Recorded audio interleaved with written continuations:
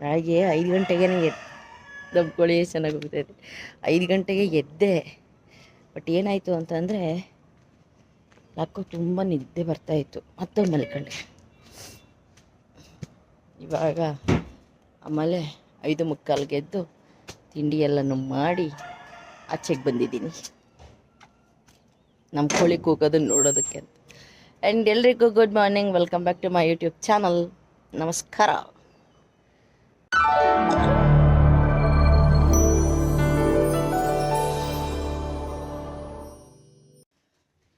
ಬಿಸಿನೀರು ಕುಡಿತೀನಿ ನಾನು ಫಸ್ಟು.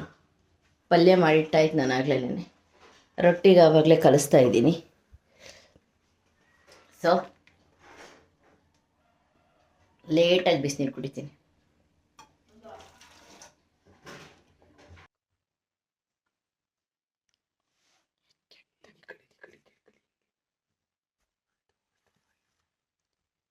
ಕುಡಿಸ್ತಾನೆ. ಏಯ್ ಟಪಟಪ ಅಂತ ಬ್ಲಿಂಕ್ ಆಗುತ್ತೋ ಗೊತ್ತಿಲ್ಲ.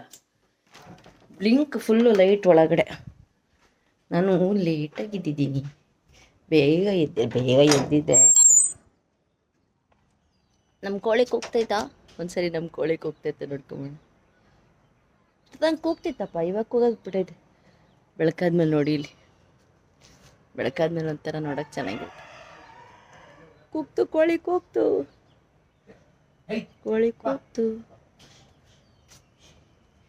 ಪಲ್ಯ ಮಾಡಿ ರೊಟ್ಟಿ ಮಾಡ್ತಾ ಇದ್ದೀನಿ ಇವತ್ತು.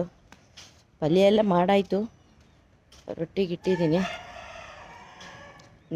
ಹೆಂಗೆ ನಮ್ಮ ಕೋಳಿ ಕೂಗ್ತಾಯಿತ್ತು ನೋಡಿ ಅಲ್ಲಿ. ಅಯ್ಯೋ, ನನ್ನ ಕಾರ್ನ ತುಂಬ ದಿವಸದಿಂದ ಇಲ್ಲೇ ನಿಲ್ಲಿಸಿದ್ದೀನಿ. ಒಳಗಡೆಗೆ ಬೇರೆ ಇದನ್ನ ಇಟ್ಟಿದ್ದೀನಿ, ಕಾರ್ ಇಲ್ಲೇ ನಿಂತೈತೆ ಅವತ್ತಿಂದ. ನಾನು ಎಲ್ಲ ಇತ್ತು ಕಾಫಿ ತೋರಿಸಿ, ಇನ್ನೊಂದ್ಸರಿ ಹೆಂಗೆ ತೋರಿಸ್ತೀರ? ಆ್ಯಂಡ್ ಇದು ರೊಟ್ಟಿಗೆ ಅನ್ನನ ಹೀಗೆ ಉಪ್ಪು ಹಾಕ್ಬಿಟ್ಟು ನೀರು ಹಾಕಿ 1-2 ಸೆಕೆಂಡ್ ನೆನೆ ಹಾಕಿಬಿಟ್ಟು ಇದನ್ನು ಚೆನ್ನಾಗಿ ಇಲ್ಲೇ ಕಿವುಚ್ಕೊಬೇಕು. ಬರೀ ಹಿಟ್ಟಲ್ಲಿ ರೊಟ್ಟಿ ಮಾಡಬಾರ್ದು, ಈ ಥರ ಅನ್ನದಲ್ಲಿ ರೊಟ್ಟಿ ಮಾಡಬೇಕು. ಆವಾಗ ರೊಟ್ಟಿ ಚೆನ್ನಾಗಿ ಬರುತ್ತೆ. ಹಿಟ್ಟಲ್ಲಿ ರೊಟ್ಟಿ ಮಾಡಿದ್ರೆ ಒಂಥರ ಗಟ್ಟಿ ಆಗಿಬಿಡುತ್ತೆ, ತಿನ್ನೋದಕ್ಕಾಗಲ್ಲ ಸ್ವಲ್ಪ ಹೊತ್ತು ಬಿಟ್ಟಾದಮೇಲೆ. ಈ ಥರ ಮಾಡಿದ್ರೆ ಮೆತ್ತಗಿರುತ್ತೆ. ಅನ್ನದಲ್ಲಿ ಈ ಥರ ಅನ್ನನ ಚೆನ್ನಾಗಿ ಕಿವುಚ್ಕೊಬೇಕು, ಇಲ್ಲಾಂದರೆ ರೊಟ್ಟಿ ಒಳಗಡೆ ಬರೀ ಅನ್ನ ಥರ ಸಿಕ್ಕುತ್ತೆ. ಎಲ್ಲರೂ ರೊಟ್ಟಿ ತುಂಬ ಕಷ್ಟ ಅನ್ನೋ ಥರ ಫೀಲ್ ಮಾಡ್ತಾರೆ. ರೊಟ್ಟಿ ತೊಟ್ಟೋದು ಕಷ್ಟ, ರೊಟ್ಟಿ ಮಾಡೋದು ಕಷ್ಟ ಅಂತ. ನಾನು ಎಷ್ಟು ಈಸಿಯಾಗಿ ರೊಟ್ಟಿ ಮಾಡ್ತೀನಿ ನೋಡಿ. ನನಗೆ ತುಂಬ ಈಸಿ ರೊಟ್ಟಿ ಮಾಡೋದು ಅಂತ. ಹಂಗೆ ನೋಡಿ, ಟೈಮ್ ಎಣಿಸ್ಕೊಳ್ಳಿ ಎಷ್ಟೊತ್ತಿಗೆ ನಾನು ರೊಟ್ಟಿ ತೊಟ್ಟಾಗತ್ತೆ ಅಂತ. ಬೇಕಿದ್ರೆ ಎಷ್ಟು ಟೈಮ್ ಬೇಕು ಅಂತ. ಒಂದು ಚಪಾತಿಗಿಂತನೂ ತುಂಬ ಈಸಿ ಒಂದು ರೊಟ್ಟಿ ಮಾಡ್ಕೊಳ್ಳೋದು.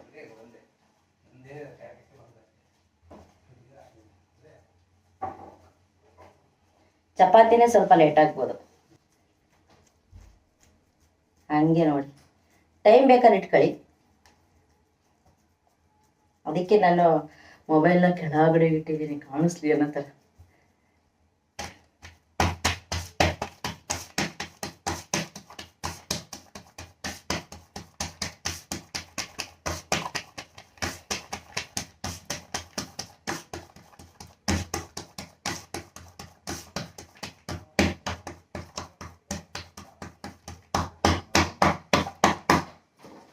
ಹಾಗೆ ಹೋಯ್ತು.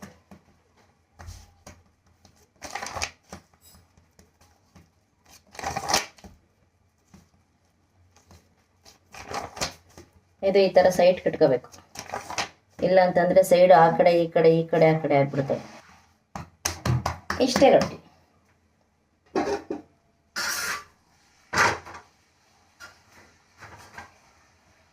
ಈ ಕಡೆ ರೊಟ್ಟಿ ಇನ್ನೂ ಬೆಂದಿಲ್ವಲ್ಲ, ಅದು ಬೆಂದಾದ್ಮೇಲೆ ಈ ರೊಟ್ಟಿ ಹಾಕ್ಬೇಕಲ್ಲ, ಅದಕ್ಕೆ ವೇಟಿಂಗ್ ಅಷ್ಟೇ. ಆ್ಯಂಡ್ ಈ ರೊಟ್ಟಿನ ತೆಗಿಯೋದು ಹೆಂಗೆ ಅಂತ ತೋರಿಸ್ತೀನಿ ನೋಡಿ. ಒಂಚೂರು ನೀರು ತಗೊಳ್ಳಿ, ಹಿಂಗೆ ಸೈಡಿಗೆ ಒಂಚೂರು ನೀರು ಬಿಟ್ಕೊಳ್ಳೋದು. ಎಷ್ಟು ಈಸಿಯಾಗಿ ಬರುತ್ತೆ ನೋಡಿ. ಬರಲಿಲ್ಲ ಅಂದರೆ ಮತ್ತೆ ತಿರುಗಿಸ್ಕೊಳ್ಳೋದು. ಚೂರು ಅಲ್ಲಿ ಸಿಗಾಕತ್ತೈತೆ, ಆವಾಗ ಎಲ್ಲಿ ಜಾಗ ಸಿಕ್ಕಾಕೊಳ್ಳುತ್ತೋ ಅಲ್ಲಿಗೆ ಇನ್ನೊಂದು ಚೂರು ನೀರು ಹಾಕೊಳ್ಳೋದು, ಹಿಂಗೆ ತೆಕ್ಕೊಳ್ಳೋದು ನೋಡಿ. ನಾನು ಹಾಕಿದ ರೊಟ್ಟಿ ಈ ಥರ ಇದೆ. ಬೆಂಗಾಲಕ್ಕಿಂತ ಮೊದಲೇ ಎತ್ಬಿಡ್ಬೇಕು ರೊಟ್ಟಿನ ಯಾವಾಗಲೂ. ಅದು ಈಸಿ ಮೇಕಿಂಗ್. ಆದರೆ ಇದನ್ನು ಇಷ್ಟು ಫಾಸ್ಟಾಗಿ ಮಾಡ್ಬೋದು ಅಂತ ಆ್ಯಕ್ಚುಲಿ ನನಗೂ ಗೊತ್ತಿರಲಿಲ್ಲ. ಮೊದಲೆಲ್ಲ ಏನಾಗ್ತಿತ್ತು ಗೊತ್ತಾ, ನಾನು ಗಟ್ಟಿ ಕಲಿಸ್ಕೊಬಿಡುವೆ. ತೆಳ್ಳಗಾದರೆ ಅದನ್ನು ಕವರಿಂದ ಬಿಡಿಸೋದು ತುಂಬ ಕಷ್ಟ ಅಂತ ಹೇಳ್ಬಿಟ್ಟು ನಾನು ಯಾವಾಗಲೂ ರೊಟ್ಟಿನ ಈ ಥರ ಕಲಿಸ್ಕೊಳ್ಳುವಾಗ ಗಟ್ಟಿ ಕಲಿಸ್ಕೊಂಬಿಡುವೆ. ಆದರೆ ತುಂಬ ಗಟ್ಟಿ ಕಲಿಸ್ಕೊಂಡ್ರೆ ತೊಟ್ಟೋದು ತುಂಬ ಕಷ್ಟ, ತಟ್ಟಕ್ಕಾಗಲ್ಲ. ಅದಕ್ಕೆ ಏನು ಮಾಡಬೇಕು, ಯಾವಾಗ್ಲೂ ತುಂಬ ಗಟ್ಟಿ ಕಲಿಸ್ಕೋಬಾರ್ದು, ತುಂಬ ತೆಳ್ಳಗೂ ಕಲಿಸ್ಕೋಬಾರ್ದು. ತೆಳ್ಳು ಕಲಿಸ್ಕೊಂಡ್ರೆ ತೆಗಿಯೋಕ್ಕಾಗಲ್ಲ, ಗಟ್ಟಿ ಕಲಿಸ್ಕೊಂಡ್ರೆ ತಟ್ಟಕ್ಕಾಗಲ್ಲ. ಒಂದು ಮೀಡಿಯಮ್ ನೋಡಿ, ಈ ಥರ ಓಡಬೇಕದು. ಅದು ಓಡ್ತಿದೆ ಕರೆಕ್ಟಾಗಿ ಅಂದರೆ ಅದು ಕರೆಕ್ಟಾಗಿದೆ ಅಂತ ಅರ್ಥ. ಈ ಥರ ಮೀಡಿಯಮಲ್ಲಿ ಕಲಿಸ್ಕೊಂಡು ಚೆನ್ನಾಗಿ ಮಿದ್ಕೋಬೇಕು. ಬೈಂಡಿಂಗ್ ಚೆನ್ನಾಗಿರಬೇಕು, ಇಲ್ಲಾಂದರೆ ಬಿಡಿಸ್ಕೊಂಡ್ಬಿಡುತ್ತೆ. ಈ ಥರ ಹಾಕೊಳ್ಳೋದು.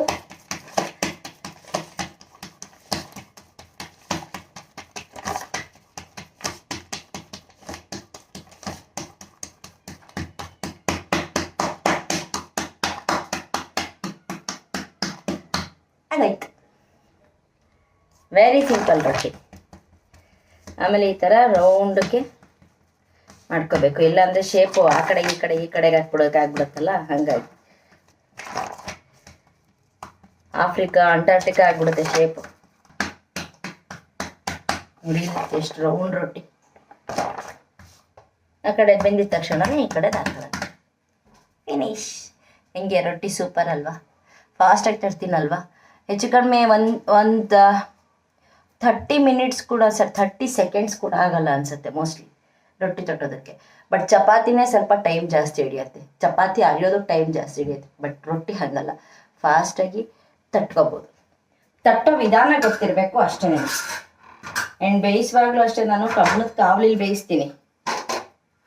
ನೋಡಿ ಎಷ್ಟು ರೌಂಡು ತೆಳ್ಳಗೆ. ಆಗಲೇ ಹೇಳಿದ್ನಲ್ಲ, 1-2 ತೊಟ್ಟು ನೀರನ್ನ ಹಿಂಗೆ ಹಾಕೊಳ್ಳೋದು. ನೋಡಿ ಹೆಂಗೆ ಬಂತು. ಬಟ್ ನೀವು ಸರಿಯಾಗಿ ಹದವಾಗಿ ಕಲಿಸ್ಕೊಳ್ಳಿಲ್ಲ ಅಂತಂದರೆ ಅದು ಹಂಗೆ ಬರೋದೇ ಇಲ್ಲ, ಅಂಟ್ಕೊಂಡ್ಬಿಡುತ್ತೆ, ತೆಗಿಯೋಕೆನೇ ಆಗಲ್ಲ, ಕಷ್ಟ ಆಗ್ಬಿಡುತ್ತೆ. ಅದಕ್ಕೆ ಅದ್ರ ಹದ ಚೆನ್ನಾಗಿರಬೇಕು. ಆ್ಯಂಡ್ ಚೆನ್ನಾಗಿ ಅದನ್ನು ಮಿಸ್ಕೊಂಡಿರ್ಬೇಕು. ನಾನು ಆವಾಗಲೇ ಹೇಳಿಲ್ವಾ, ಅನ್ನದಗಳು ಅದರಲ್ಲಿ ಇರಬಾರ್ದು. ಅನ್ನದಗಳೇನಾದರೂ ಅದರಲ್ಲಿ ಇತ್ತು ಅಂತಂದರೆ ರೊಟ್ಟಿ ಬಿಡಿಸ್ಕೊಂಡ್ಬಿಡುತ್ತೆ, ತಟ್ಟೋದಕ್ಕಾಗಲ್ಲ. ರೊಟ್ಟಿ ಎಲ್ಲ ಮಾಡ್ಕೊಂಡು ಬದನೆಕಾಯಿ ಪಲ್ಯ ಮಾಡ್ಕೊಂಡೆ ಒಂದೊಂದು ತರಕಾರಿ, ಅಂದರೆ ಎಲ್ಲ ತರಕಾರಿಗಳ ಜೊತೆ ಅಲ್ಲ, ಒಂದೊಂದು ತರಕಾರಿ ಜೊತೆ ಆಲೂಗಡ್ಡೆ ಹಾಕ್ಬಿಟ್ರೆ ತುಂಬ ಸೂಪರಾಗಿ ಆಗುತ್ತೆ ಪಲ್ಯಗಳು. ಆ್ಯಂಡ್ ನಾನು ಪಲ್ಯಗಳನ್ನ ತುಂಬ ಚೆನ್ನಾಗಿ ಮಾಡ್ತೀನಿ. ನಾನು ಯಾವಾಗಲೂ ಅಷ್ಟೇ, ರೊಟ್ಟಿ ಆಗಲಿ, ಚಪಾತಿ ಆಗಲಿ, ಇಡ್ಲಿ ಆಗಲಿ, ದೋಸೆ ಆಗಲಿ, ಎಲ್ಲದಕ್ಕೂ ಒಂದೊಂದು ಪಲ್ಯ ಅಂತ ಮಾಡೇ ಇರ್ತೀನಿ. ಸೊ ಹಂಗಾಗಿ ನಂದು ಬೆಳಗ್ಗೆ ತಿಂಡಿ ಬೇಗ ಅಷ್ಟೊತ್ತಿಗೆ ಶುರುವಾಗೋದು. ನಮ್ಮ ಮನಸ್ಸು ಯಾವಾಗಲೂ ಹೆಂಗಿರ್ಬೇಕು ಗೊತ್ತಾ, ನಾವು ಯಾವಾಗ್ಲೂ ಜೇಬಲ್ಲಿ ಎಷ್ಟಿರುತ್ತೋ ಅಷ್ಟರಲ್ಲೇ ನಮ್ಮ ಜೀವನನ ಸಾಕ್ಸೋಕೆ ಶುರು ಮಾಡಿದ್ರೆ, ಅಂದರೆ ಹಾಸಿಗೆ ಇದ್ದಷ್ಟೇ ಕಾಲು ಚಾಚ್ಕೊಂಡ್ಬಿಟ್ರೆ ಸಮಸ್ಯೆಗಳೇ ಬರಲ್ಲ. ಸಮಸ್ಯೆಗಳು ಆದಷ್ಟು ಕಡಿಮೆ ಆಗ್ಬಿಡತ್ತೆ. ಮುಂದೆ ಮುತ್ತಿನಂಗೆ ಮಾತಾಡ್ತಾರೆ, ಹಿಂದೆ ನಮ್ಮ ಬೆನ್ನಿಗೆ ಚೂರಿ ಹಾಕ್ಬಿಟ್ಟು ಹೋಗಿರ್ತಾರೆ. ಮುತ್ತಿನಂಗೆ ಮಾತಾಡೋರ್ನೆಲ್ಲ ನಂಬ್ಕೊಂಡು ಕೂತ್ಕೊಂಡು ನಮ್ಮ ಜೀವನನ ನಡೆಸೋದಕ್ಕಾಗಲ್ಲ. ಬೇರೆಯವ್ರನ್ನ ನೋಡೋ ಬದುಕ್ತೀವಿ ಅಂತಂದರೆ ಎಷ್ಟಿದ್ರೂ ಸಾಲದು, ನಮ್ಮಲ್ಲಿರೋ ಅಷ್ಟರಲ್ಲೇ ಬದುಕ್ತೀವಿ ಅಂತಂದರೆ ಇಷ್ಟಿದ್ರೆ ಸಾಕಪ್ಪ ಅನ್ನೋ ಥರ ಫೀಲ್ ಆಗತ್ತೆ. ಬೇಕಾದರೆ ನೀವು ಆ ಫೀಲ್ ಮಾಡಿರ್ತೀರ ನೋಡಿ. ಜೇಬಲ್ಲಿರೋಷ್ಟರಲ್ಲಿ ನಾವು ಬದುಕೋದನ್ನ ಕಲ್ತ್ಕೋಬೇಕು, ಜೀವನನ ನಡೆಸ್ಕೋಬೇಕು. ಇವ್ರನ್ನ ನೋಡಿ ಜಾಸ್ತಿ ನಾವು ಆಸೆ ಪಡೋದಕ್ಕೆ ಹೋದ್ರೆ ಒಂದೊಂದ್ಸರಿ ನೀವೇ ಯೋಚನೆ ಮಾಡಿ, ಬೇಕಾದ್ರೆ ನೀವು ನೋಡಿ ಇದನ್ನ ಒಂದ್ಸರಿ ಪ್ರಾಕ್ಟಿಕಲ್ ಆಗಿ ಟ್ರೈ ಮಾಡಿ. ನೀವು 4 ಜನರ ಜೊತೆ ಜೇಬಲ್ ದುಡ್ಡಿದ್ದಲ್ಲೇ ತಿರುಗಿ ನೋಡಿ, ಜನರನ್ನ ಸಂಪಾದನೆ ಮಾಡೋ ಭ್ರಮೆನೆ ನಿಮ್ಮ ಮನಸ್ಸಿಂದ ಹೊರಟೋಗ್ಬಿಡತ್ತೆ. ನೋಡಿ, ಬೇಕಾದರೆ ಇದನ್ನು ಟ್ರೈ ಮಾಡಿ ನೋಡಿ. ನೀವು ಜೇಬಲ್ ದುಡ್ಡಿದ್ರೆ ಮಾತ್ರ ಬದುಕು, ಜೇಬಲ್ ದುಡ್ಡಿಲ್ಲ ಅಂತಂದರೆ ಎಲ್ಲನೂ ಶೂನ್ಯ ಅಂತಲೇ ಅನ್ನಿಸ್ಬಿಡತ್ತೆ. ಬದುಕು ಬೇಕು ಅನ್ನೋರಿಗೆ ಎಲ್ಲನೂ ಇಷ್ಟ ಆಗುತ್ತೆ, ಬದುಕು ಬೇಕೇ ಅನ್ನೋರಿಗೆ ಎಲ್ಲನೂ ಕಷ್ಟ ಆಗುತ್ತೆ. ನಾವು ಯಾವಾಗಲೂ ಯಾವುದನ್ನೇ ಆಗಲಿ ಎಂಥದನ್ನೇ ಮಾಡಿದ್ರೂ ಇಷ್ಟಪಟ್ಟು ಮಾಡಬೇಕು, ಇಷ್ಟಪಟ್ಟೇ ಬದುಕಬೇಕು. ಹೆಂಗಾದ್ರೂ ಬದುಕಿ ನೀವು, ಯಾವ ಥರದಲ್ಲಾದರೂ ಬದುಕಿ ನೀವು. ಆದರೆ ನಿಮ್ಗೇನು ಇಷ್ಟ ಬರುತ್ತೋ, ನೀವು ಯಾವುದನ್ನು ಇಷ್ಟಪಡ್ತೀರೋ ಆ ಥರನೇ ಬದುಕಿ. ಆವಾಗಲೇ ಬದುಕಿಗೆ ಒಂದು ಅದೇನು ಹೇಳ್ತಾರೆ, ರುಚಿ. ಹಾಡು ಹಾಡು ಹಾಡು ಹಳೆಯದಾದರೇನು ಭಾವನವನವೀನ, ಎದೆಯ ಭಾವ ಹೊಮ್ಮುವುದಕ್ಕೆ ಭಾಷೆ ಒಂದೇ ಕಾರಣ. ಹಾಡು ಹಾಡು ಹಾಡು ಹಳೆಯದಾದರೇನು.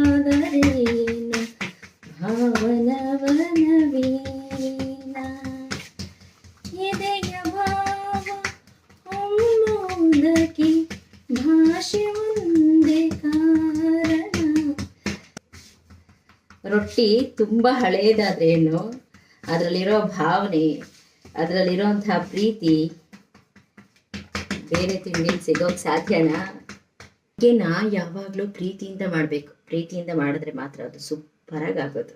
ನೋಡಿ, ಪ್ರೀತಿಯಿಂದ ಮಾಡಿ ಅಡುಗೆನ. ಎಲ್ಲ ಕೆಲಸ ಮುಗಿಸ್ಕೊಂಡು ಲಾಸ್ಟಿಗೆ ಮನೆಗೆ ಬಂದೆ, ನಮ್ಮ ಅಮ್ಮವ್ರ ಮನೆಗೆ ಬಂದ್ಬಿಡ್ತೀನಿ. ನಾನು ಎಲ್ಲ ಕೆಲಸ ಮುಗಿಸ್ಕೊಂಡು ಅಲ್ಲಿ ಬಂದೆ. ಬರ್ತಾ ಹಾಗೆ ಎಳ್ನೀರಿತ್ತು, ದಾರಿಲಿ ಎಳ್ನೀರು ಮಾರ್ತಿದ್ರು.